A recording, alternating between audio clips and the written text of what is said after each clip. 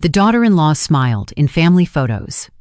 While hiding a forbidden affair, the photo looked perfect until Daniel Carter learned how to look at it. At first, it was just another family picture. The Carter family stood on the lawn of Richard Carter's lake house outside Nashville, lined up beneath a bright summer sky with the blue water shining behind them. Children smiled with missing teeth. Cousins leaned into one another. Daniel's mother, Margaret, held a toddler on her hip. His father, Richard, stood proudly near the center, one hand on Daniel's shoulder. And beside Daniel stood Claire, his wife. She wore a cream dress, her hair pinned loosely at the back of her neck, her smile soft and graceful. Daniel's arm rested around her waist. She looked like she belonged exactly where she was, in the middle of his family, loved by everyone, trusted by everyone, admired by everyone. Behind Claire, slightly to the left, stood Ryan Cole, Daniel's cousin, his business partner. The man everyone treated like family. In the photo, Ryan was smiling too. That was what made the picture painful later. Everyone was smiling. The photographer had captured a beautiful family reunion, a bright afternoon full of barbecue smoke, children's laughter, old stories, and the kind of warmth that made people believe family could survive anything. But the camera had also captured something no one noticed that day. Ryan's hand was behind Daniel's back. His fingers were touching Claire's wrist. It was small, almost invisible, a secret hidden inside a family memory. Claire was smiling beside her husband while another man touched her just out of sight. Daniel would not see it until days later. By then, the photo would no longer be a memory. It would be evidence. The Carter family believed in pictures. Richard Carter said photographs were proof that time had not beaten them yet. At every reunion, birthday, wedding, holiday, and business celebration, someone had to gather everyone together, straighten collars, wipe children's faces, drag shy relatives into the frame, and shout for people to smile before the babies started crying. For years, that person had been Claire. Claire Carter had married Daniel 9 years earlier and had slowly become one of the most trusted people in the family. She was not loud like Anna, Daniel's sister. She was not commanding like Richard. She was not endlessly sentimental like Margaret. Claire was steady, warm, observant, and capable. She remembered details. Aunt Linda disliked onions. Cousin Mark's son had a peanut allergy. Margaret cried during old slideshow photos. Richard pretended to hate birthday attention but secretly loved speeches. Daniel always forgot sunscreen and then complained when he burned. Claire knew all of it. She was useful in the way families quickly learned to depend on. At first, that made her feel loved. She had grown up in a quieter, smaller home. Her father left when she was 14. Her mother worked long hours and carried exhaustion like a second body. Holidays were simple, sometimes lonely. Family meant love, yes, but also absence. The Carters were different. They were loud, rooted, impossible to ignore. They argued over food, business, politics, football, and whether Richard's brisket was better than last year's. They hugged hard. They showed up uninvited. They expected loyalty and gave it back fiercely. When Daniel first brought Claire to a Carter Thanksgiving, she had felt overwhelmed by the noise. Margaret found her standing near the hallway, holding a serving spoon and looking lost. "Sweetheart," Margaret said, "you look like you're waiting for instructions." Claire laughed nervously. "Maybe I am." "Good. Come help me before Richard burns the rolls trying to be useful." That was how Claire entered the family. Through the kitchen. Through usefulness. Through being needed. Richard liked her quickly. "She has sense," he told Daniel after their third family dinner. Daniel smiled. "That means you approve? That means don't mess it up." Daniel did not intend to. He loved Claire deeply. He loved how she softened the rough edges of his life. He loved how she could turn a crowded room calm just by noticing who needed what. He loved how easily she became family. When Richard called her our Claire for the first time, Daniel felt proud. When Margaret began introducing her as my daughter-in-law, but really my daughter, Daniel felt lucky. And when family photos started filling with Claire's smile, Daniel thought they showed the life he had always wanted. A wife who belonged. A family united. A future rooted in something strong. He did not know that belonging could become heavy. He did not know that being loved for what you provide can slowly make you wonder whether anyone sees who you are when you stop providing. Claire knew. But for a long time, she did not know how to say it. Daniel was a good husband in many ways. That was part of the tragedy. He was not cruel. He did not insult Claire, disappear for days, or waste money. He came home. He paid attention to practical things. He changed the oil in her car without being asked. He made sure the house was safe. He worked hard. He respected her. He never made her doubt that he loved her. But love can be real and still not reach the place it is needed most. Daniel worked for Carter & Sons Construction, the family business Richard had built from nothing. As Richard got older, Daniel took on more responsibility, bigger projects, more clients, more employees, more pressure. Richard still controlled much of the company, but Daniel carried the daily stress. At first, Claire admired his dedication. Then she endured it. Then she resented it. The business entered every room of their marriage. Daniel answered calls during dinner. He left family gatherings to discuss contracts. He came home tired and half listening. He promised vacations after this project. He promised long talks after this deadline. He promised things would calm down after this season. But seasons became years.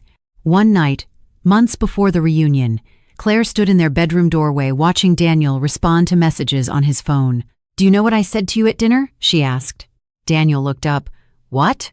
"That's my point," he sighed. "Claire, I'm sorry. I've got a subcontractor threatening to walk off the West Haven job." "I know. Then can we not do this right now?" She looked at him quietly. "That sentence is becoming our marriage." He put down the phone, frustrated and guilty. "Okay, I'm listening." "No," she said. "Now you're pausing. What does that mean?" "It means you'll listen long enough for me to stop being upset. Then your phone will buzz and we'll go back to normal." Daniel rubbed his face. "I don't know what you want from me." Claire's eyes filled, but she did not cry. "I want to stop feeling like your wife in public and your responsibility in private. That's not fair." "Maybe not," she said. "But it's how I feel." He stood and crossed the room. "I love you." "I know. Then why does it sound like that doesn't matter?" Claire looked at him sadly. "Because sometimes being loved is not the same as being seen." Daniel did not know what to say. So he held her. She let him. But in her heart, something remained untouched. That untouched place was where Ryan Cole would enter. Ryan had always been around the edges of the Carter family. He was Daniel's cousin through Margaret's side, but he was more like a brother during childhood summers. He and Daniel had fished at the lake house, broken windows with baseballs, fought over video games, and spent years being compared by relatives. Daniel was steady. Ryan was charming. Daniel built. Ryan sold. Daniel followed through. Ryan made people believe. When Ryan's first business failed in Atlanta and his divorce followed soon after, Richard gave him a position at Carter & Sons. "Family gets another chance," Richard said. Daniel agreed. Claire remembered the first Sunday dinner after Ryan moved back to Nashville. He arrived late with a bottle of wine and a joke about traffic. Within 20 minutes, Margaret was laughing, Richard was pretending not to, and Anna's children had decided Uncle Ryan was more fun than anyone else. He fit back into the family like he had never left. But Claire noticed something behind his smile. A loneliness, a restlessness, a sense of belonging and not belonging at the same time. Maybe that was why he noticed hers. The first meaningful conversation happened in Margaret's kitchen after a family birthday party. Claire was washing serving trays while everyone else moved to the living room. Ryan walked in carrying empty glasses. "You know," he said, "for someone who married into this family, you work harder at these things than the people born into it." Claire smiled. "That's because the people born into it know how to disappear before dishes. Smart survival strategy." She laughed. Ryan set the glasses beside the sink and leaned against the counter. "Does anyone ever ask if you want to do all this?" Claire looked at him. The question was gentle. Too gentle. "It's family," she said. That wasn't an answer. She turned back to the sink. "No," she said after a moment. "Not really." Ryan nodded, as if he had expected that. Families like this love loudly. Sometimes they don't notice when that love becomes a job. Claire stopped washing. That sentence stayed with her. Later that night, Ryan texted her. "You survived another Carter event. Respect." Claire smiled despite herself. "Barely. Margaret sent us home with enough leftovers to feed a school." That's how she says love. I know. It's sweet. Sweet can still be heavy. Claire stared at that message for a long time. Then she typed, "You notice too much." Ryan replied, "Maybe other people notice too little." She should have stopped there. Instead, she kept the message. The emotional affair began quietly, almost politely. Ryan asked questions Daniel had stopped asking. Did she still paint? Did she ever take photographs just for herself? Did she miss working full-time in design? Did she like being the family organizer, Or had she just become too good at it to refuse? Was she happy? That last question arrived one night after another Carter dinner, where Daniel spent half the evening on a business call. Claire sat in bed, the house dark, Daniel asleep beside her. Ryan's text glowed on the screen. "Are you happy, Claire?" She typed. "That's a dangerous question," Ryan replied. "Only if the answer is honest." She looked at Daniel's sleeping face, then wrote, "I don't know anymore." After that, something changed. Ryan became the person who heard her thoughts before Daniel did. He became the person who saw her anger before she swallowed it. He became the person who called her beautiful, in the middle of a day when Daniel only asked if she had seen his blue folder. The first time Ryan touched her hand, they were sitting in his parked car after a charity planning meeting. Rain moved down the windshield. Claire had been crying because Daniel canceled dinner again. Ryan reached over and covered her hand with his. "You deserve more than being someone's afterthought," he said. She pulled away. "You can't say things like that." "Why?" "Because I want to hear them." He looked at her. That was worse than touching her. The first kiss happened 2 weeks later near the lake house dock after a family workday preparing the property for summer. Everyone else was inside. Claire went outside to breathe. Ryan followed. "I can't keep doing this," she said. "Doing what?" "Talking to you like this." "Then stop." "You know I can't." He stepped closer. "Because you don't want to?" "Because I don't know how to be invisible again." He kissed her. She froze first. Then, for one terrible second, she kissed him back. When she pulled away, she whispered, "This is wrong." Ryan said, "I know." "To Daniel." "I know." "To your family." "I know." They both knew everything. They continued anyway. That was the unforgivable part. The affair became physical 1 month later. Claire hated herself immediately afterward. Then she went back. Shame did not stop her. It only made her hide better. She still stood beside Daniel at family dinners. She still helped Margaret in the kitchen. She still hugged Richard. She still smiled in photos. She still wore her wedding ring. And Ryan was there too, at the edge of the frame, across the table, beside the grill, near the dock, always close enough to become normal. That was how the family photos became lies. At first, Claire avoided standing near him in pictures. Then she realized avoiding him too obviously might draw attention, so she stood where people placed her. She smiled when the photographer counted down. She let Daniel's arm rest around her waist while Ryan stood behind them, knowing what no one else knew. The camera captured smiles. It did not capture guilt, but guilt was there, in Claire's clenched hand, in Ryan's fixed gaze, in the way Claire looked away when Daniel kissed her cheek, in the way Ryan always seemed to appear near her in group photos. One picture from Easter showed Claire standing beside Margaret near the dessert table. Ryan was behind them, looking not at the camera, but at Claire. Another from Richard's company cookout showed Daniel laughing with his father, while Claire and Ryan stood near the drinks table, their shoulders almost touching. Another from Anna's baby shower showed Claire holding a gift bag, while Ryan's reflection appeared in the window behind her, phone in hand. No one noticed at the time. People rarely inspect happiness for cracks until after it breaks. The annual Carter reunion arrived in late June. It was always the biggest family event of the year, held at Richard's lake house with relatives from 3 states. This year, Claire organized most of it again. She ordered the food, arranged the photographer, printed name tags, set up the old photo display, helped Margaret choose tablecloths, coordinated the group picture, all while carrying a secret that had become too heavy to breathe under. She told Ryan the affair had to end before the reunion. Ryan did not accept it well. They met 2 days before the event in the parking lot behind a closed cafe. "You can't end this because of a family photo," he said. Claire crossed her arms. "It's not because of a photo." "Then what?" "Because I can't keep standing beside Daniel while lying to him." Ryan's face hardened. "You've been doing that for months." She flinched. He softened immediately. "I'm sorry." "No," she said. "You're right." He stepped closer. "I love you." "Don't." "You don't get to tell me what I feel. I get to tell you what I can't keep doing." Ryan looked away. "So you'll go back to being the perfect daughter-in-law." "I was never perfect." "That's the problem, Claire. They made you think you had to be." She closed her eyes. That line used to pull her closer. Now it sounded like another chain. At the reunion, Ryan stayed near her too often. Claire felt his eyes across the lawn. Daniel noticed her tension. "You okay?" he asked, while carrying folding chairs. "Yes, just tired. You've done too much." The words were kind. They hurt. She almost said, "Daniel, I need to tell you something before this day becomes another lie."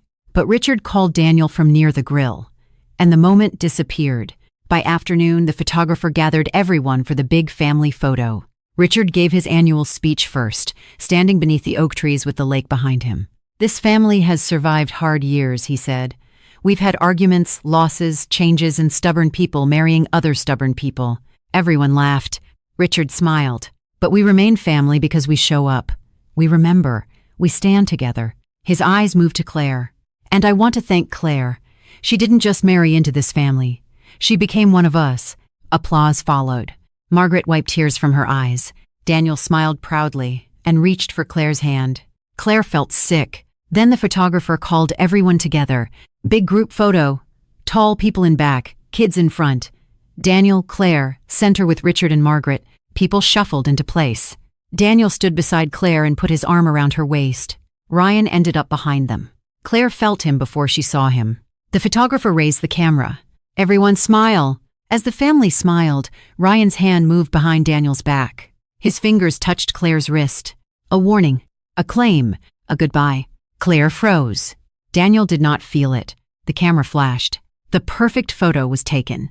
The digital album arrived 4 days later. Daniel opened it at the kitchen table while Claire was upstairs showering. He expected nostalgia. He expected to send a few pictures to Margaret and tease Richard about his speech face. At first, the photos made him smile.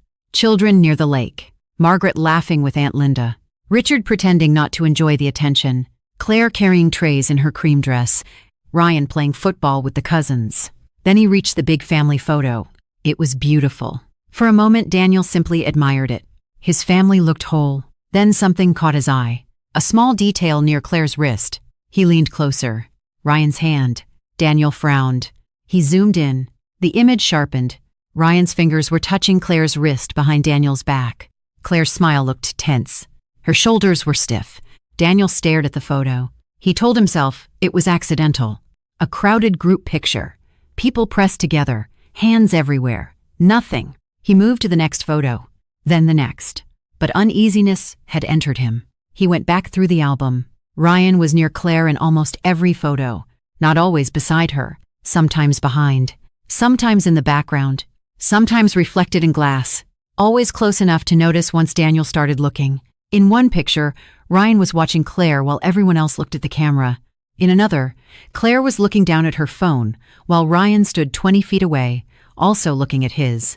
In another, near the dock, Claire and Ryan stood partly hidden behind a tree, their heads bent toward each other. It could have been innocent conversation. Could have been. Daniel kept scrolling. Then he found the photo that ended all innocence. It had been taken during Richard's speech. Claire stood beside Daniel near the front, holding his hand. Behind them, the lake house windows reflected the crowd. In the reflection, Claire's phone screen was visible, only barely. Daniel zoomed in. The message preview was faint, but readable. "Ryan, you look beautiful standing beside him, but I know who you're thinking about." Daniel felt the room drop away. He stared until the words blurred. Then he saved the image. Printed it. Printed the wrist photo. Printed the dock photo. Printed the Easter photo. Printed the baby shower photo. Printed all the pictures that had become evidence only after the truth taught him how to see. By the time Claire came downstairs, the kitchen table was covered in family photos. Daniel sat at the end of the table, silent. Claire stopped in the doorway. Her face changed. That was how Daniel knew. Before she spoke, before he asked, her face confessed. "Daniel," she whispered. He looked up. "How long?" Claire gripped the doorway. "Please." "How long?" She walked slowly toward the table, eyes moving over the photos.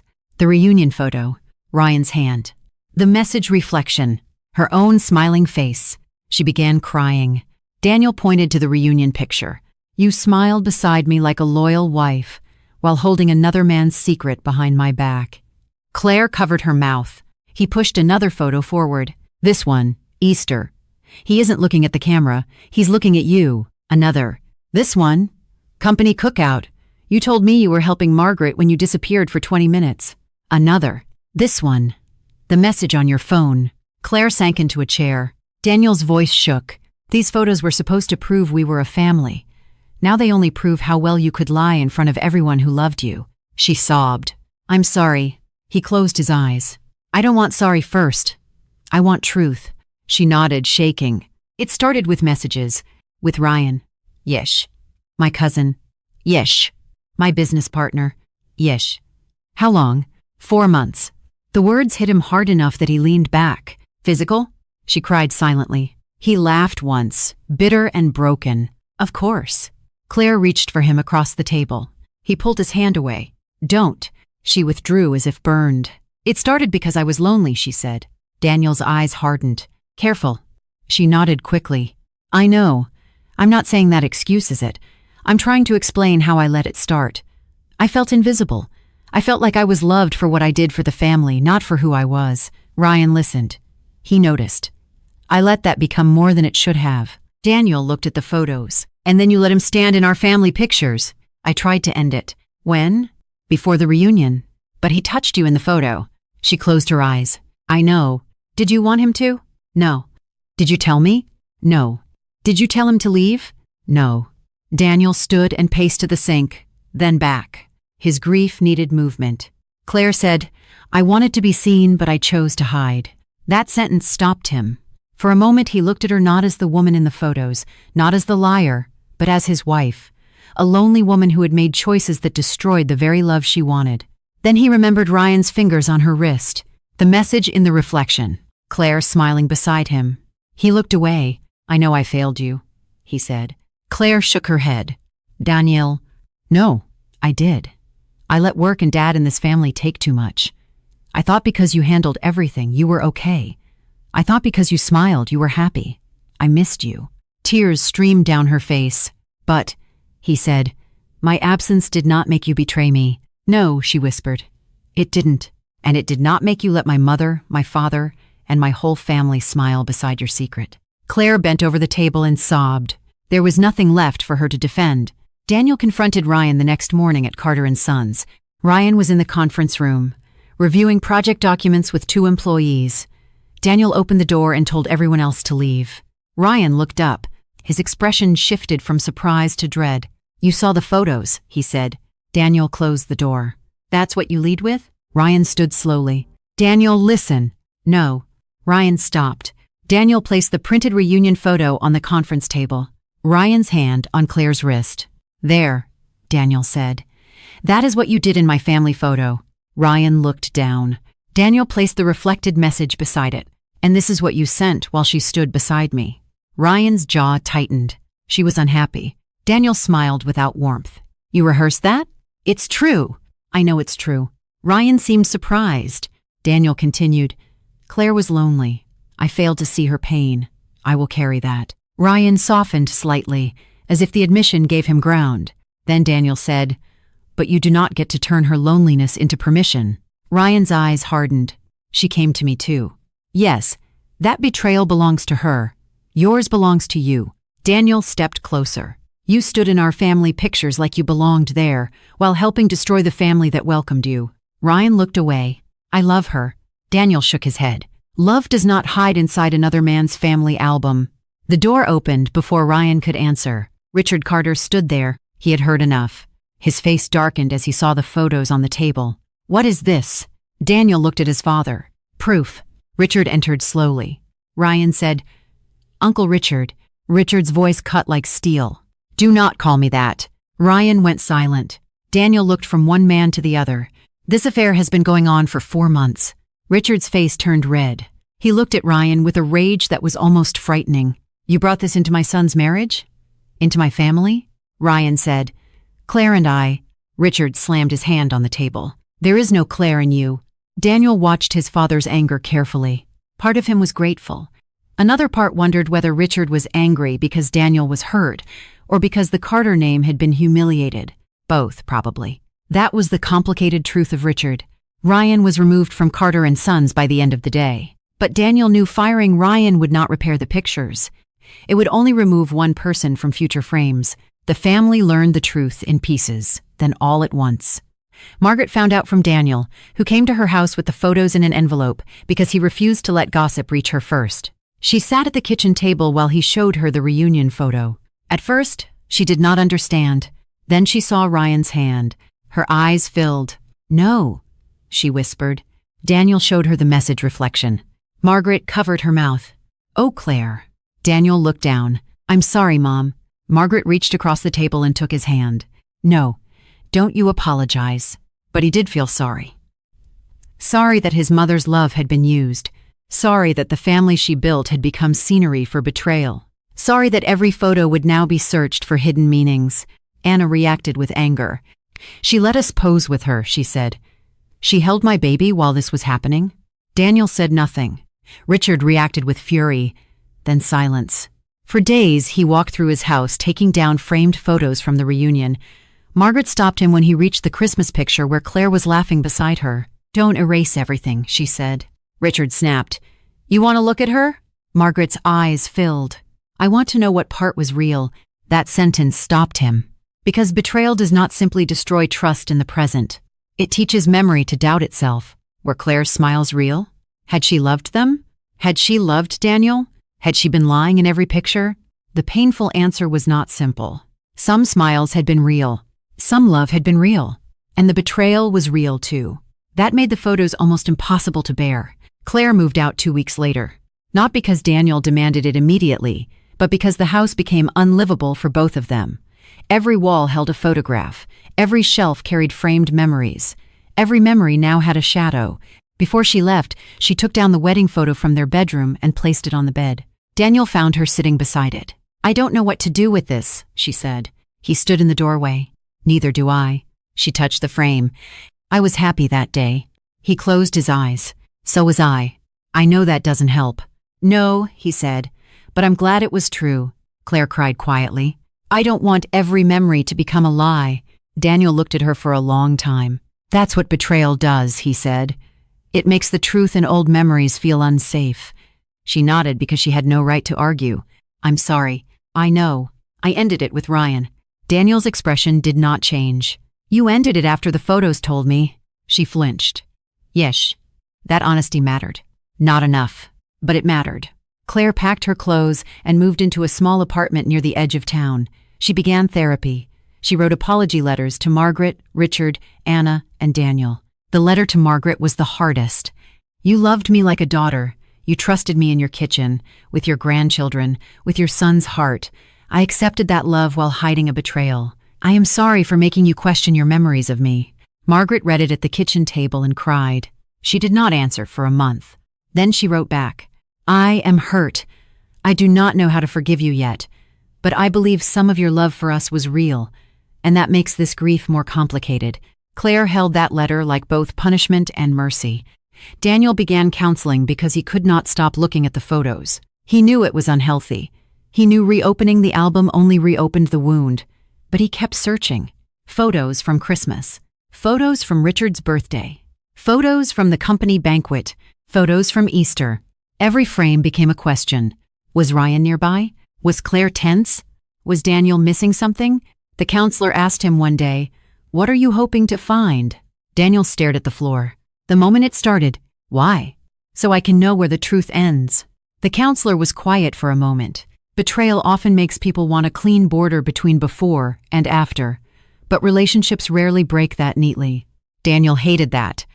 He needed a before, a time when Claire's smile was real, a time when his family photos meant what he thought they meant. Eventually, he brought one photo to therapy. The reunion picture. I hate this one, he said. The counselor looked at it. Why keep it? Daniel rubbed his face. Because everyone is in it. My parents, my sister, the kids, people who did nothing wrong. If I throw it away, it feels like I let the betrayal erase them too. And if you keep it, it feels like I'm preserving the lie. The counselor nodded. Maybe for now you don't have to display it or destroy it. Maybe you can put it away. That idea stayed with him. Not every painful memory had to be worshipped or burned. Some could be stored, acknowledged, but not allowed to sit in the center of the room. Daniel and Claire tried counseling together for 3 months. The sessions were honest, painful, and often exhausting. Claire spoke of loneliness, family pressure, and how being the perfect daughter-in-law had become a costume she did not know how to remove. Daniel listened. Sometimes he understood. Sometimes understanding made him angrier, because the pain was real, but the choices still belonged to her. I wish you had screamed at me, he said once. Claire looked confused. What? I wish you had fought harder. Broken a plate. Left for a week. Told my mother to stop depending on you. Told my father no. Told me I was losing you. I tried to tell you. I know, he said. But I wish you had made it impossible for me not to hear, before you made it impossible for me to trust you. Claire cried. I wish that too. She did not defend Ryan anymore. That was progress. She came to see him clearly, not as freedom, not as the man who saw her, but as someone who benefited from her hiding. He had loved the secret version of Claire, because that version gave him intensity without responsibility. One day in counseling, she said, I wanted to be seen, but only if I didn't have to be honest. Daniel looked at her. That was the most truthful sentence she had said. But truth after betrayal is like medicine given after the patient has already lost too much blood. It may be right. It may still be too late. At their final session together, Daniel said, I don't think I can stay married. Claire closed her eyes. She had expected it. Expectation did not make it painless. I know, she whispered. I believe you're sorry. I am. I believe I failed you before this. You did not make me betray you. No, Daniel said, but I need to own what was mine. She nodded. He looked down at his hands. But I cannot rebuild a marriage where family memories became evidence. I don't want every photo, every dinner, every reunion, every smile to feel like something I need to inspect. Claire cried silently. You shouldn't have to. He looked at her with grief, not hatred. You didn't just betray me, Claire. You let my mother, my father, and my whole family smile beside your secret. I know. And I don't know how to bring you back into those frames. There was no answer. They divorced quietly. A year later, the Carter family held another reunion at the lake house. Smaller. Quieter. No professional photographer. No big group photo.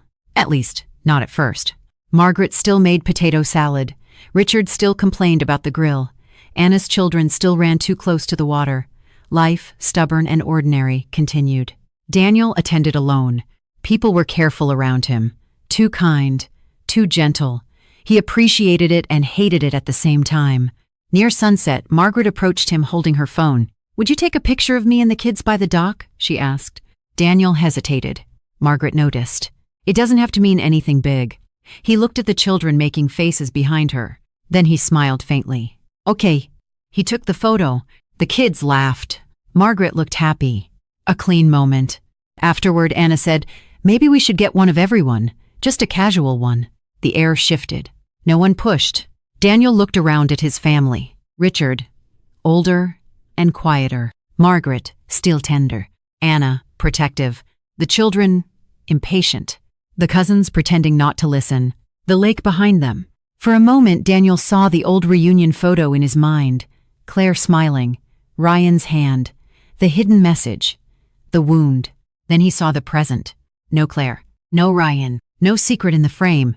Just people still trying. Yeah, Daniel said. Let's take one.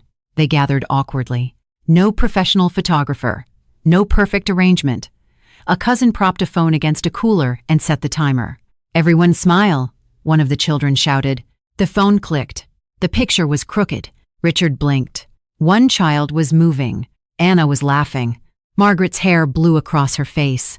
Daniel looked at it afterward and laughed. It was imperfect. That made it easier to trust. Claire did not attend that reunion. She had moved 2 hours away and returned to design work, this time for a nonprofit arts program. Her life was smaller than it had been with Daniel, less admired, less busy, more honest. She did not date for a long time. She needed to learn how to be alone without turning loneliness into secrecy. On the anniversary of the reunion, she opened a box of old photos she had taken before the divorce. She had avoided them for months. There was one from Richard's birthday, where Margaret had her arm around Claire. One from Christmas, where Daniel kissed Claire's cheek while she laughed. One from the lake, taken before the affair began. In that one, Claire's smile was real. She touched the edge of the picture and cried, not because she wanted the marriage back, because she understood now that she had not only lost Daniel, she had lost a family, and she had helped make every memory harder for them to hold. She opened her journal and wrote, "The photos hurt because they captured the woman I was pretending to be, but some of the love in them was real. That is what makes betrayal so cruel. It does not only destroy lies, it teaches people to doubt the truth that once existed beside them." Then she wrote, "Family photos can capture smiles, but they cannot capture the truth hiding behind them. When betrayal stands in the frame beside love, every picture becomes a reminder that the most painful lies are often the ones preserved in beautiful memories. She closed the journal. Her apartment was quiet. No Ryan. No hidden messages. No family depending on her performance. Just silence. For once, silence did not feel like loneliness. It felt like consequence. And maybe, someday, peace. Daniel eventually put the reunion photo away. He did not destroy it. He thought about it many times. He even held it over the trash once, but he could not do it. Not because he wanted to keep Claire's lie alive, because the photo held more than the lie. It held Margaret's smile, Richard before he grew quieter, Anna's children at that age, cousins who had since moved away, a summer afternoon before everything changed. It held Claire's betrayal, yes, but it also held the family that survived it. So Daniel placed the photo in a plain envelope and wrote on it, "Reunion the year, everything changed." Then he put it in a box in the closet, not displayed, not denied, stored. That became his way of living with the past. He learned that healing did not always mean turning pain into something beautiful. Sometimes it meant giving pain a place where it could exist without ruling the house. Years later, when Daniel began dating again, he told the woman about the photo. Her name was Rebecca, and she was a teacher with calm eyes and a sharp sense of humor. She listened without interrupting. When he finished, she said, "I don't want a perfect photo with someone. I want an honest room." Daniel looked at her. That sentence stayed with him. Months later, when they took their first picture together at a picnic, Daniel looked at it carefully out of old habit. Rebecca noticed. "What are you checking for?" she asked gently. He almost said, "Nothing." Then he chose honesty. "Whether I trust what I see," she nodded. "And do you?" He looked at the photo, Rebecca laughing, him beside her. No hidden hand, no secret reflection, no performance he could feel. "I think I do," he said. She smiled. "Good. We'll keep telling the truth so the pictures don't have to prove anything." Daniel laughed softly. That was when he knew he was healing. Not because he forgot. Because he could look at a photo again and see a moment instead of a crime scene. The Carter family kept taking pictures. Not as many as before. Not with the same innocence. But they took them. At birthdays. At holidays. At the lake. Margaret insisted memories should not be surrendered to betrayal. Richard agreed, though he rarely said it that way. He had been changed too. He no longer praised family images loudly. He no longer demanded perfect gatherings. Sometimes, when a photo was being taken, he would mutter, "Don't force it. If everyone looks awkward, that's honest enough." It always made Daniel smile. Because maybe that was what the family learned. Not to stop smiling. But to stop using smiles as proof. A smile could be joy. A smile could be politeness. A smile could be a mask. Only truth could tell the difference. And truth had to be spoken before a photo turned into evidence. Daniel would always remember the daughter-in-law who smiled in family photos while hiding a forbidden affair. He would remember Ryan's hand in the reunion picture. He would remember Claire's face when she saw the photos spread across the kitchen table. He would remember the pain of looking back through old memories and wondering which ones were safe. But he would also remember that not everything in the past was false. Some love had been real. Some laughter had been real. Some family had survived. And the future did not need perfect pictures. It needed honest people willing to stand in the frame without hiding what could destroy everyone once the camera flashed.